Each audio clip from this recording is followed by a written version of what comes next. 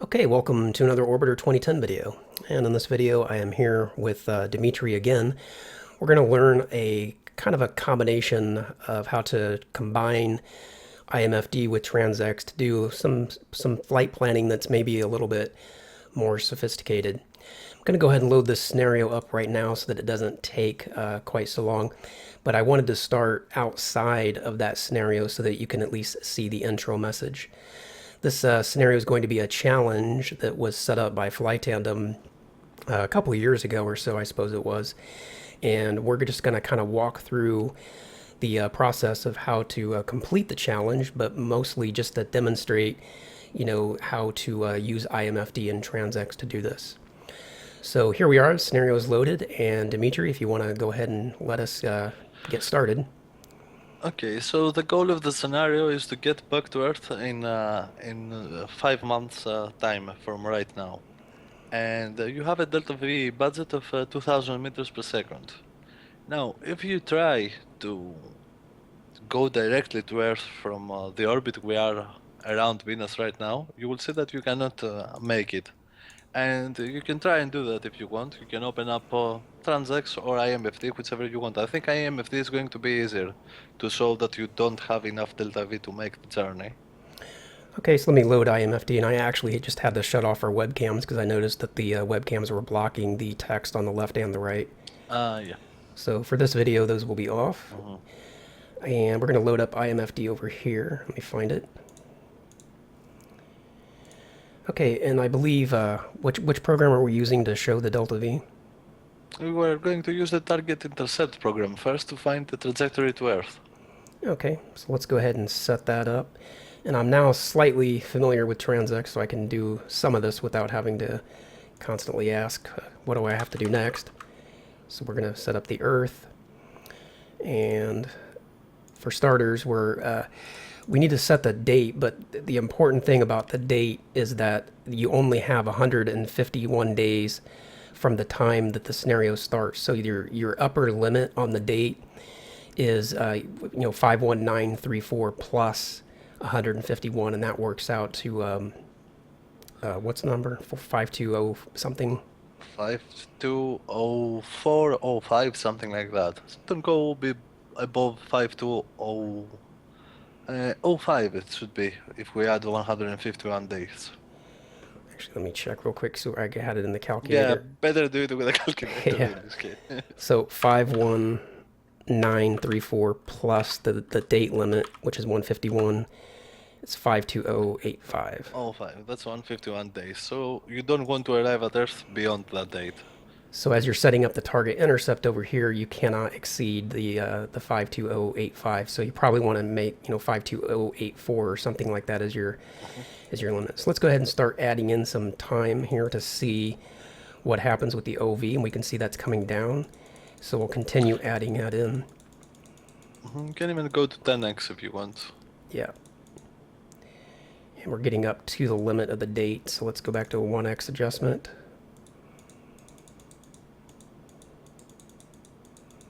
I think Okay, we're now beyond the you're out. limit. Mhm. So you can stop that. You can use. I just want to show you that you cannot make the journey directly in this case. So you can use 10x and just find a low escape vector, the OV. Use 10x for. Hang on, I set that wrong. Okay. You mean just go beyond the date? No, you can use 10x for the adjustments, and just look at the OV.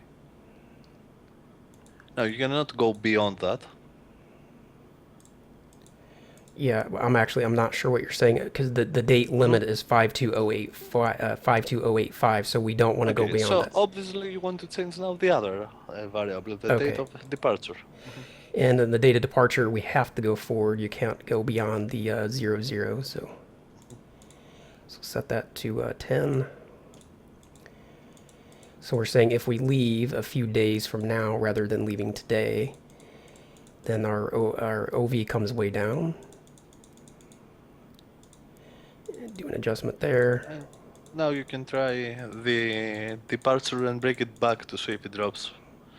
Yeah. because now each step takes you a very small difference in the uh, escape vector. Yeah, once you dial in one date, then go to the other side and dial in the other date and go back and forth between them until they won't come down anymore. Mhm. We did that back with Mars, and we did it also when we did the.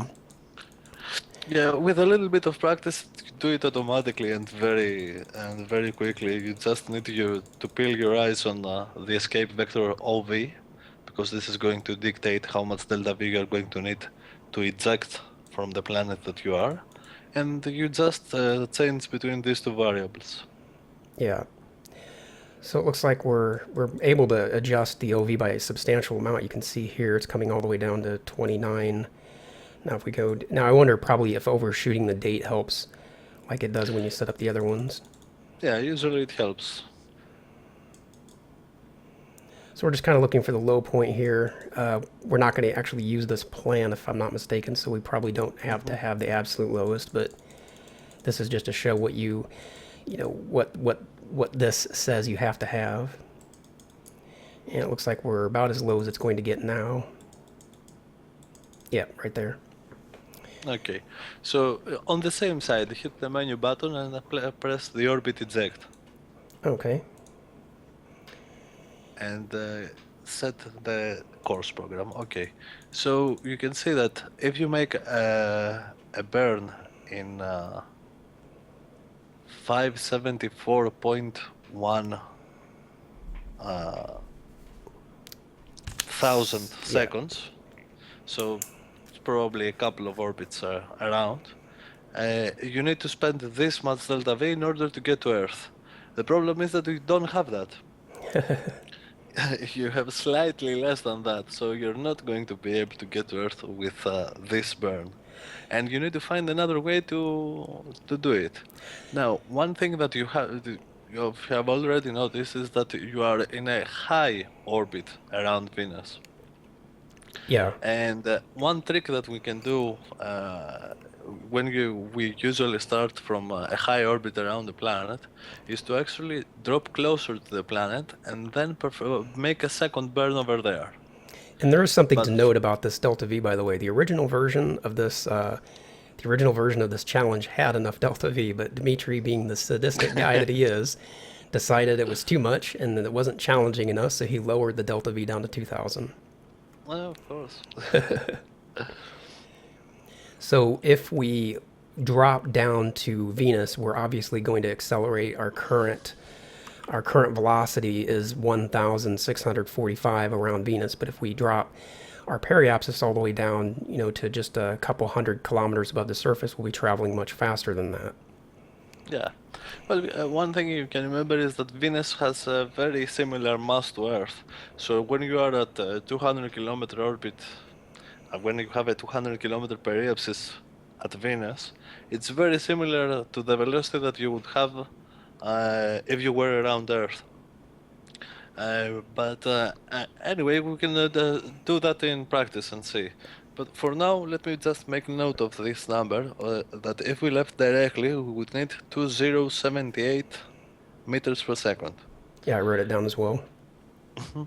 Okay, so the problem with IMFD is that it is not equipped to help with solutions that need multiple burns. For that, we are going to need TransX to set up. Okay, so let's bring up TransX here. So here you need to set up first a journey to Earth, and you can use for help if you want the course program on the right side of IMFD to see if you can match the dates.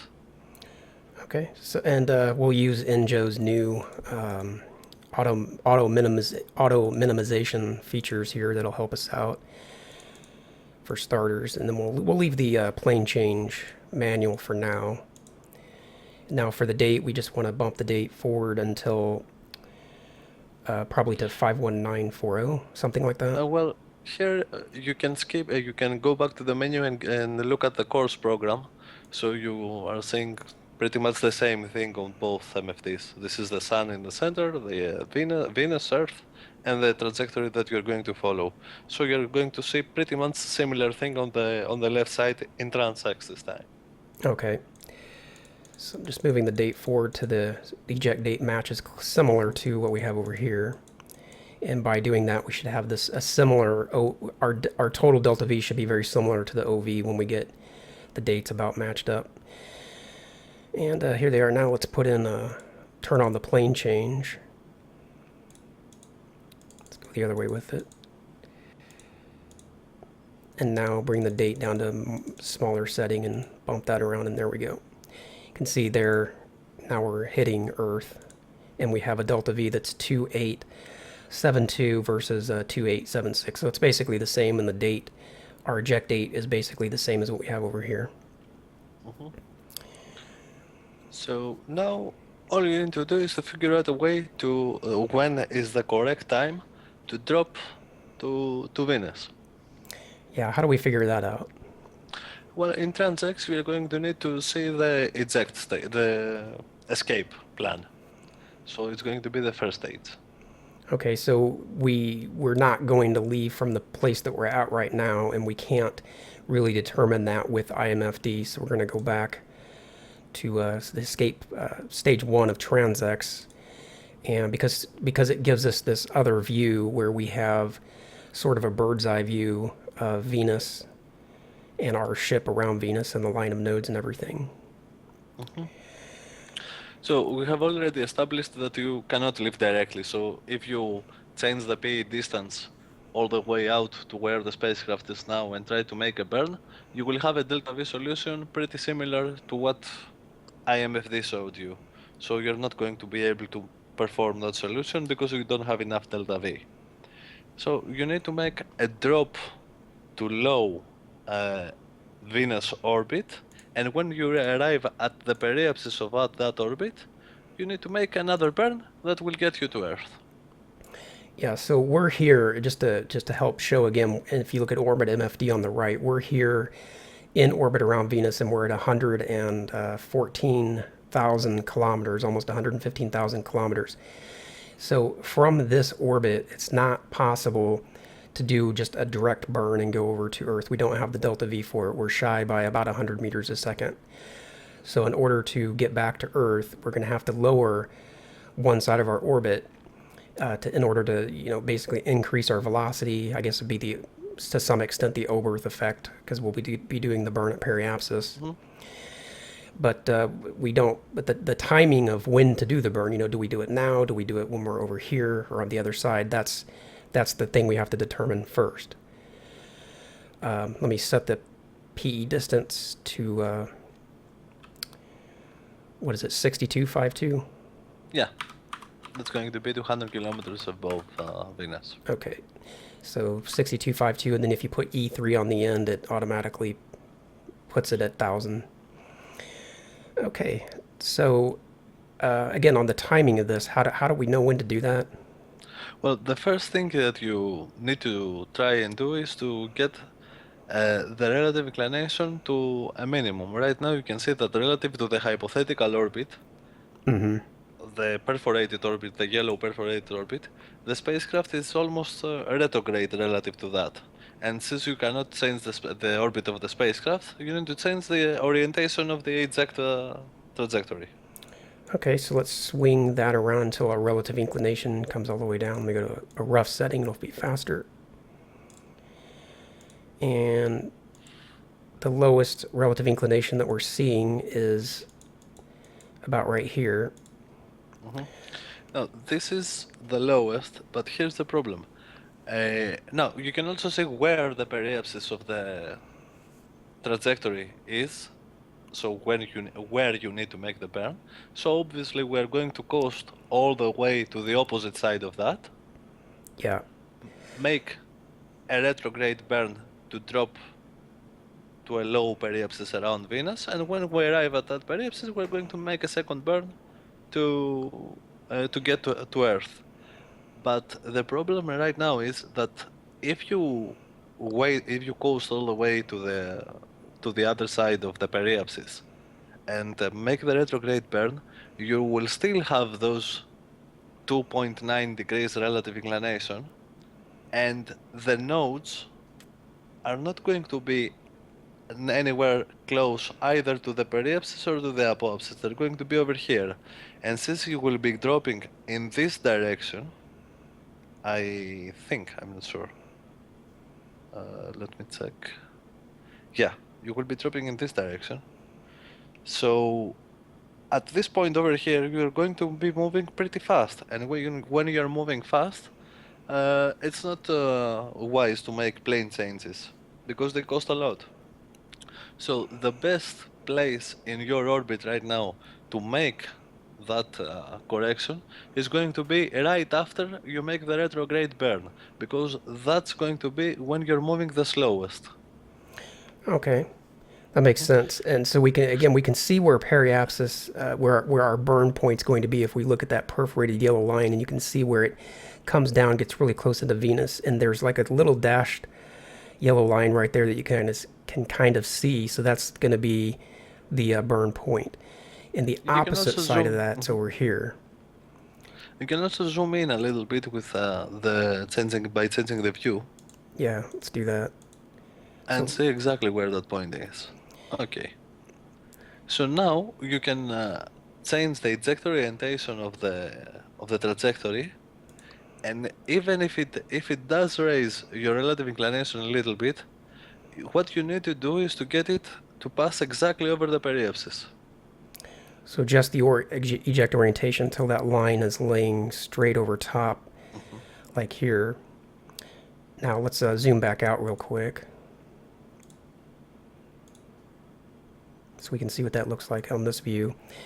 And in this basically, that's going to be the time to do the retrograde burn to drop back to Venus. And at that point, our relative inclination is 5.751, but you're saying that we're going to be traveling so slow at that point that it's still going to be the ideal time to do the plane change. Yeah. After you made the retrograde burn, you're going to be traveling much slower than what you're traveling right now. And 5.7 degrees plane change costs very little relative to what it would cost if you did it either right now or when you arrive at periapsis.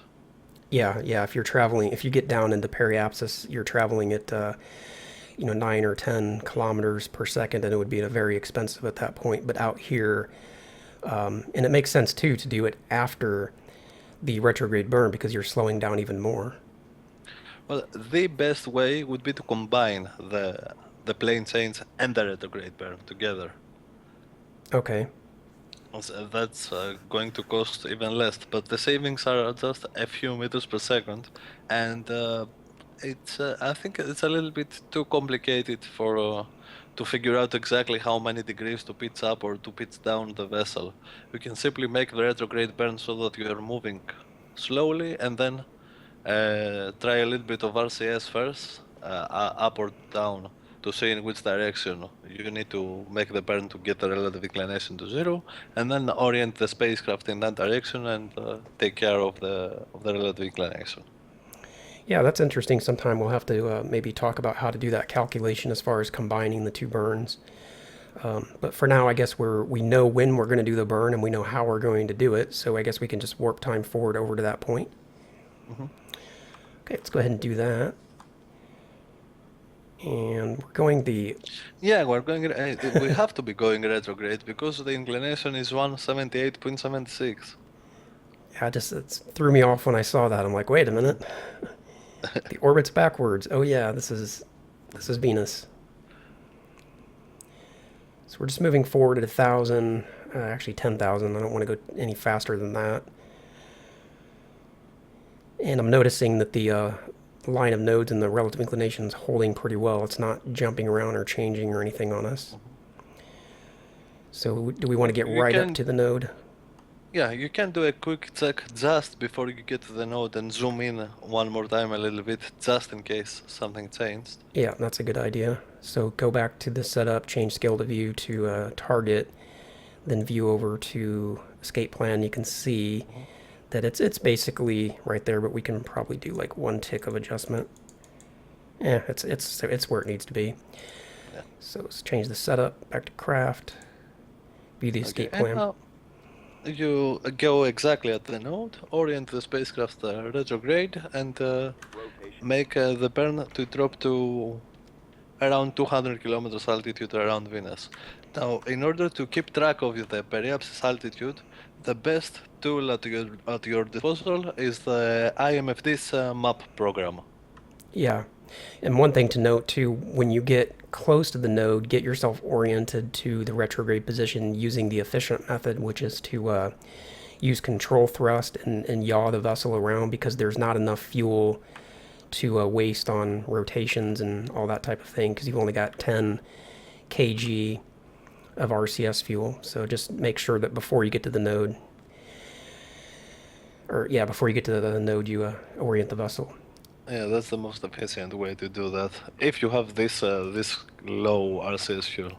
Yeah, and I'll put a link to this challenge in the description so that people can download it and try it out. Actually, I guess we'll have to put it online somewhere first.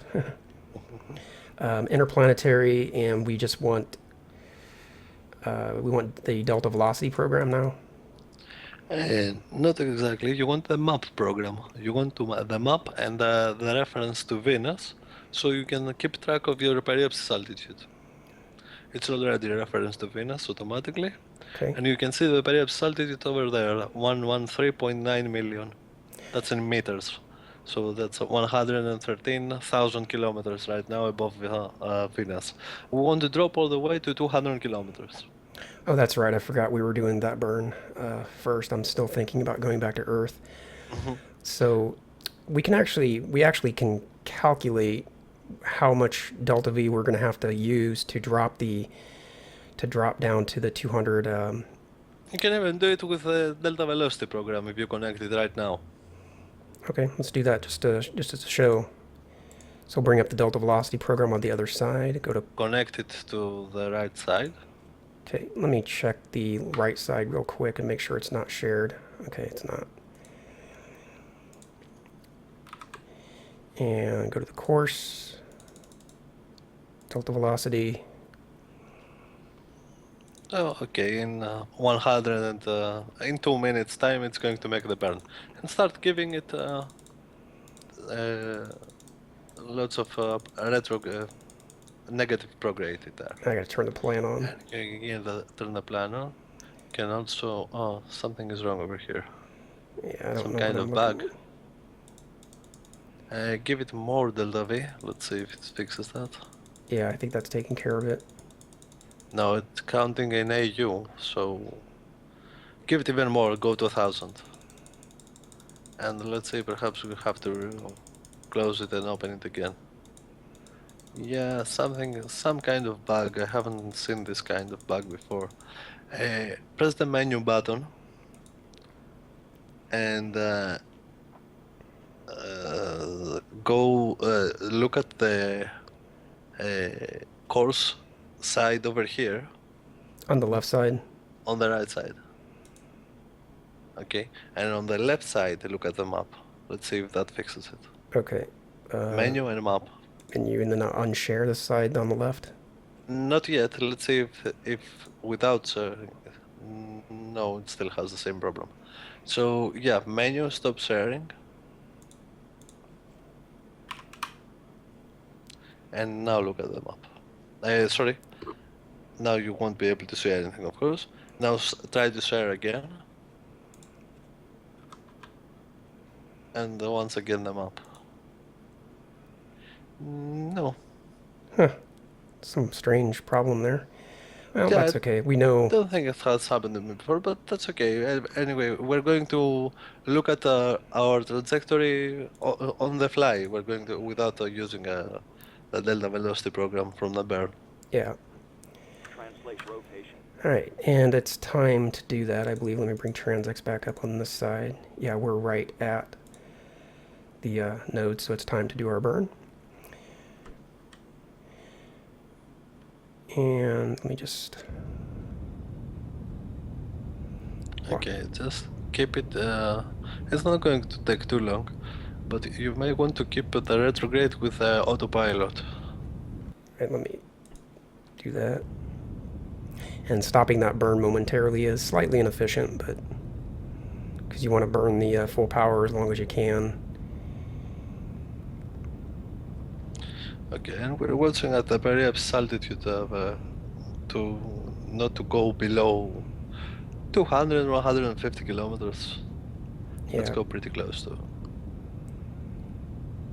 Okay, we're down now to, okay, 600, 500, 400.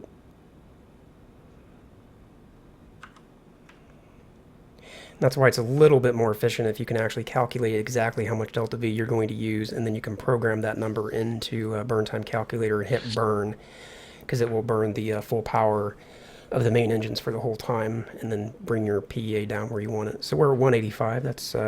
That's still up high enough that we're not going to run into Venus's atmosphere, right? Yeah, we don't have any problem. Venus atmosphere is at around 96 kilometers, 97, something like that. Okay. But we need to take care of the relative inclination now. Yeah. And I did actually learned, I finally memorized, if the line of nodes in TransX, if you're at the position where it's filled in, then you want normal minus. If it's not filled, actually, I think I might have said that there backwards. I always get it wrong. I never remember it. That's why I just tap a little bit of RCS linear, Yeah, actually, either just up. so that we're not completely guessing on that, I actually have it in my Okay. notes. Let me just take 1 second to bring that up because I've actually Mhm. made a note of it because I always am getting it wrong. Yeah, no matter what it is, the first time you press the RCS, it's always in the wrong direction. Yeah, if it's pointing to the filled in white circle, you need to orient the vessel normal minus. If it's the other way around, then you need normal plus. So in this case, it's not filled in, so we need normal So plus. in this case, either if you use the linear RCS and burn up, or if you use the wait, Or you could hover have engines. used, yeah, you could have used the rock convergence without orienting. But we're talking about zero point 0.1 meter per second for the orientation. It doesn't. We have enough RCS fuel to do the journey. It's not that tight. The relative inclination is 5.7. I mean, that's quite a bit, isn't it? We don't want to use the RCS for that, do we? No, it would be better to do it with the main, either the main engines Or or hover. as we were, or the hover. Yeah. And I just tapped the rotation, and yeah, you're right. It would have been better to stay in that orientation and use the hover engines. But since we're here, we'll go ahead and use this and bring down. Now, Me, keep in mind that you need to try to follow the. yeah, turning the No, autopilot on. it is better. I simply tap with control rotation Okay. and follow the cross as it drops down or goes up. Yeah, I've done that, But and don't use full main engines for this one, just a little bit. right.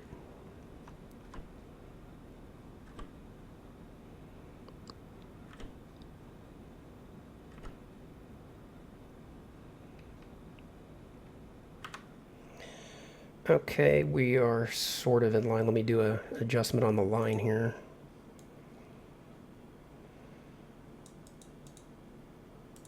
And now we have a relative inclination of 0.03, so let's do. Translation. Rotate translation. I'm going to actually Rotation. rotate back to the prograde and then do up-down translation from this point. I find it a little confusing with the. Well, because we're going to set up the final burn with IMFD, I don't think this step is necessary to get it all the way down exactly to zero.